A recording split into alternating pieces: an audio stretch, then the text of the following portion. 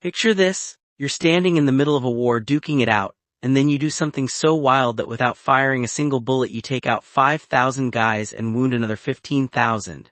Yeah, you're looking at me like I'm crazy, but this actually happened. World War I, baby. Today I'm gonna tell you a story that's one of the biggest secrets in history. April 1915, out in the fields of Belgium. All of a sudden this weird, light, kinda sweet smell drifts through the air. At first some of the soldiers thought, must be some flowers or something. But it wasn't no flowers, nah, that was chlorine gas. And that right there was the world's first chemical warfare attack.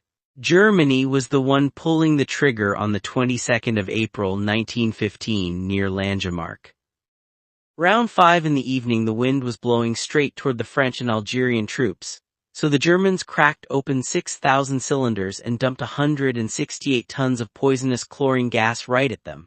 That gas hung in the air like a big heavy yellow-green cloud, and when it slowly rolled into the French and Algerian trenches, guys started sneezing and coughing. Then their eyes started watering real bad. Next their throats started burning, they couldn't breathe, and then they were gone. Without firing one single bullet, Germany killed 5,000 men and wounded another 15,000. This wasn't just one attack. This was the start of a whole new era, the era of chemical warfare, and the guy who planned the whole thing was German chemist Fritz Haber, a scientist who looked around and thought, why not turn science into a weapon of war? But this wasn't just another battle. This was an untold truth. If you want to know what happened after this and how the world figured out how to protect itself from this poison, then hit that like button, subscribe, and drop a comment telling me.